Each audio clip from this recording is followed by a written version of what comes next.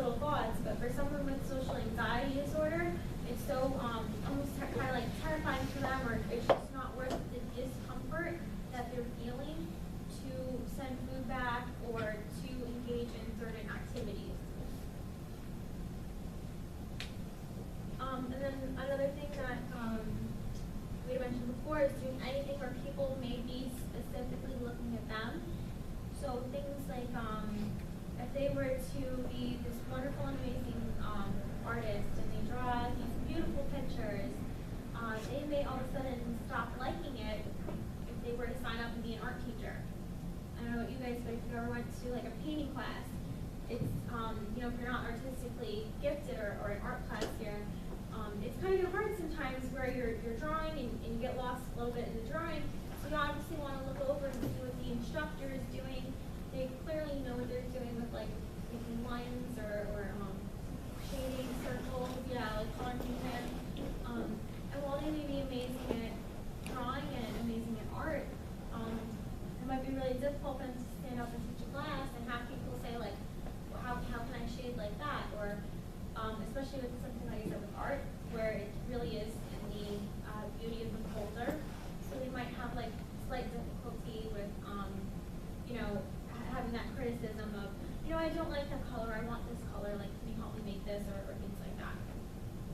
And then obviously, situations with social anxiety disorder is speaking in front of others. So, like we were talking about, where does social anxiety start and shyness begin, or what makes me anxious and what makes me like, you know, socially anxious, or if someone has anxiety, is it really enhanced by, you know, social situations? Is that still social anxiety? So there is quite a significant difference between social anxiety disorder and shyness. They are very similar. So I want to give you guys a little fun fact that public speaking is considered to be the #1 phobia in America. So getting up and speaking is something that obviously everyone, or not everyone, that most people kind of have that little problem with, but obviously not everyone in America has social anxiety disorder. So shyness and social anxiety disorder are in a quick little bulleted list. Social anxiety disorder is feeling constant fear during situations, and social anxiety disorder is diagnosed if, like we talked about at the beginning of the slide, if that like certain behavior is met for it. Shyness is more occasional, and it's felt contingent on social situations. So for example, going to a party, or going to a club with a lot of friends. We're going to be meeting a lot of strangers, right? Like, we all assume that. We have our friends with us. I can easily just turn to 3 or 4 of my friends. If, you know, I see a stranger, I don't really want to talk to them, that's fine. I'm not going to be that shy, or I'm just only going to talk to my friends. Someone with social anxiety disorder cannot really do that. They're meeting a bunch of new people. There's a whole bunch of strangers. It's assumed that you're going to have some type of interaction with someone at a club or something like that. It's really hard and uncomfortable for them to even consider doing that, and they would get very panicky with the mere thought of that. Shyness is also kind of more of a bit of a personality trait, as like I said, it's contingent on social situations. It's kind of fleeting in the fact that it's here, it's there, it's not all the time. And it actually is reported by about 1/3 to 40% of Americans. So, like, a lot of people do describe themselves as shy. So there's that kind of like discomfort of getting up and being loud and being extroverted, and they're more introverted, but it's not impacting their lives in a way that if they wanted to speak more in a class or ask a question to a professor, that they would stop themselves from doing that and have like almost like a panic attack about it. But someone with social anxiety cannot just merely speak about what is kind of bothering them or talk about things in class. There's a quick little YouTube video of someone explaining this a bit as well.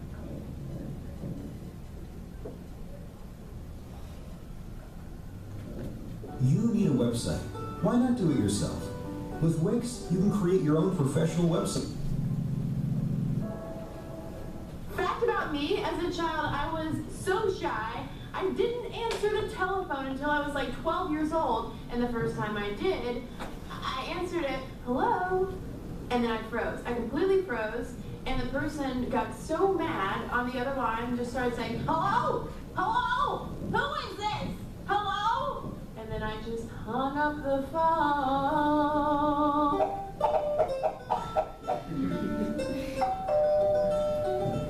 Here's a question. Do you think you can do a video on shyness and social anxiety? Well, yes, because you're watching it. This is actually something that psychologists and scientists are still trying to puzzle out in terms of where shyness ends and social phobia begins. When it comes to social phobia or social anxiety, around 15% of people would probably meet the qualifications for that. Unlike just general shyness, social phobia or social anxiety, as it's better known, is something that is listed in the Diagnostic and Statistical Manual of Psychiatric Disorders. It is a recognized clinical condition. I also wanted to talk about this side note for a moment because of a comment trend that I noticed watching YouTuber videos talking about their own social anxiety, terming it social anxiety from people like Zoella and Beauty Crush. There's a lot of contention that quickly crops up in comments about, oh, well, what they're dealing with is nothing compared to what I'm dealing with, and they just need to shut up because they're just minimizing the problems that I'm experiencing, and a lot of like negativity, almost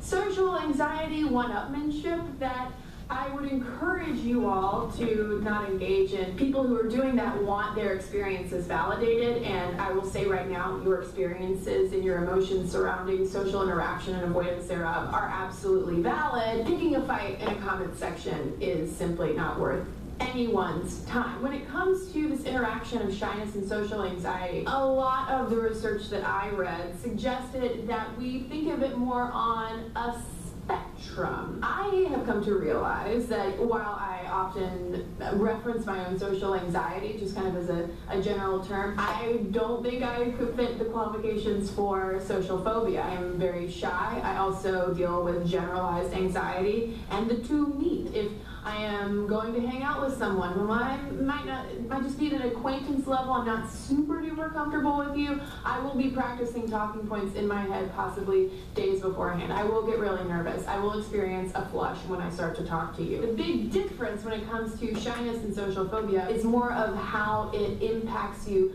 behaviorally. Based on the studies and articles that I read about the science of shyness and social phobia, there were 5 big differences between the two that jumped out to me. First one being that people who have social phobia, social anxiety, usually report more social fears, common things like public speaking or being in classroom situations, going to parties where you have to make small talk. Secondly, while people who are just shy and people who are socially anxious might have a lot of pre-socializing symptoms, a lot of that anxiety, there might be physical symptoms, you might get an upset stomach. Avoidance is a big difference because shy people, more often than not, will still go through with whatever kind of situation they are dreading. People who have social anxiety are likelier to avoid those situations at all costs. The third big difference is reported quality of life. So people who describe themselves as shy tend to report having a better quality of life than people who are socially anxious or experience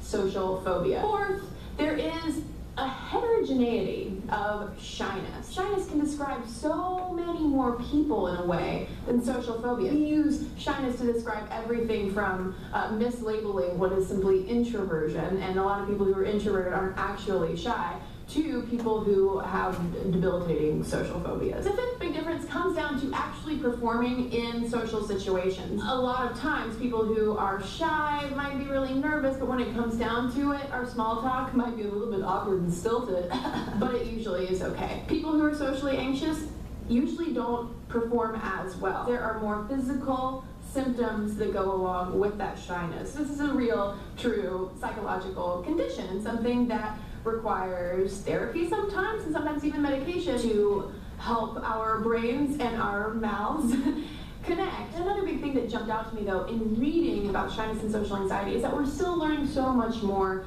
about these two things and how they interact and what they really are and where they come from. We still have a lot to learn, not only in terms of how nature and nurture interact to produce social anxiety, but also how to overcome those kinds of things. Personally, one thing that I'm trying to do more of in my life is make myself uncomfortable in the sense of putting myself in social situations that I kind of dread. It's really, really, really good practice if you are someone who is shy. I also recognize that there are socially anxious people out there who do wear the advice of like, buck up and just get on out of the house. That's not gonna happen. Understanding how it works and the research that's out there and what scientists know and don't know can be helpful for understanding when those symptoms trigger what is going on biologically, physiologically, psychologically to make you feel all of those feels. Now, I need your help. I want to know what your experience is with shy and social anxiety. So that's just kind of grounding it and asking people about what that they have experienced with shyness and social anxiety. If you guys like to share your experiences, would anyone like to talk about like maybe a time that they were shy? I kind of like connected with her when she was like, oh, when you go out with an acquaintance and you like, you're not really close to them and you actually like practice things you're gonna say. I do that a lot. I also, when she said that she puts herself in situations where she doesn't have to be shy, I also do that to like kind of like break the shyness that I have. So yeah. Yeah, and those tips are helpful for like a lot of people. Just I think it's also called like exposure therapy. Is if you're kind of like if you have like a phobia or like a discomfort towards something, that just merely going out and kind of making yourself do it in a small stint or just like talking about it or being around that helps you know kind of overcome it a bit. That you kind of start to realize, oh, that wasn't so bad. I literally did not die. I might have felt like I was going to, but I didn't. And just kind of like, you know, slowly incubating that feeling of like, oh, this is okay. I'm going to enjoy this, or oh, it's not that bad, or things like that. And that's obviously something that you do at a personal level. You know, it is obviously a real disorder. And if you, like she was saying, if you can't just tell someone with social anxiety, all right, like let's go out to a party, like let's deal with this, let's try this. It's kind of similar with depression. You wouldn't tell someone who's depressed, oh, just smile and you know you'll feel better eventually. You know, it takes a bit of time, therapy, and in some cases medication. And then that also does lead to treatment for social anxiety. The treatment for social anxiety is that the best results for suffering from social anxiety disorder benefit from cognitive behavioral therapy and or medication. Cognitive behavioral therapy assists the patient by asking them questions to help the patient understand his or her theory that being embarrassed might be a little bit excessive. So it would kind of be related to a counselor stating, you know, you think everyone is staring at you, but have you noticed anyone staring at you? And just kind of making the patient recognize, no, they've never laughed at me. No, it's never, you know, really happened to me. No, they don't laugh at the other kids in my class. Like everyone does seem to be really nice. Just kind of helping create like a cognitive dissonance. So kind of like a disconnect between the inaccurate experiences that they are feeling and the actual kind of truth about those experiences that you know no one is going to really severely judge them and things like that. Medication is that some individuals benefit from taking anti-anxiety medication before the social situation itself, like school or a presentation.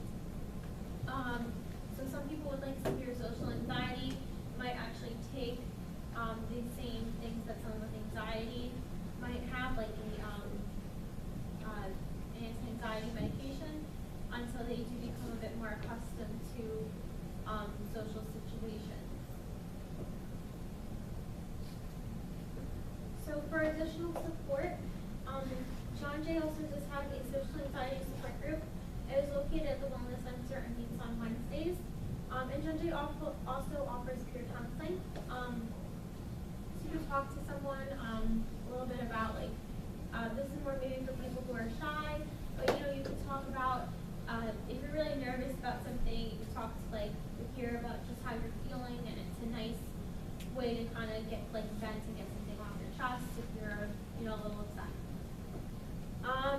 So I do have activities, and this is the end. For your activity, as long as you're not, you know, really socially anxious, is to get up, introduce yourself to someone new, and state, like, a color, your favorite color. Okay? Can everyone kind of try that? It was Carl.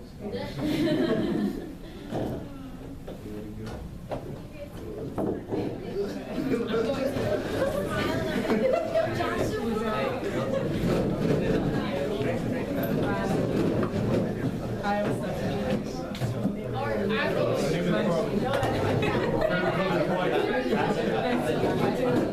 Oh, yeah, why is that important?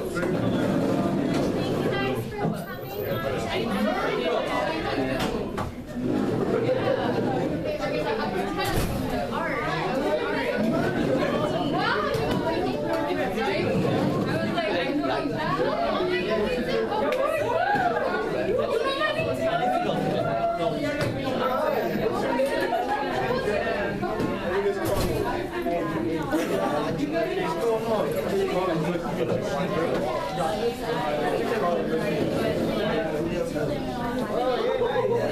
What's going on? That's it? You don't want to end it? Okay.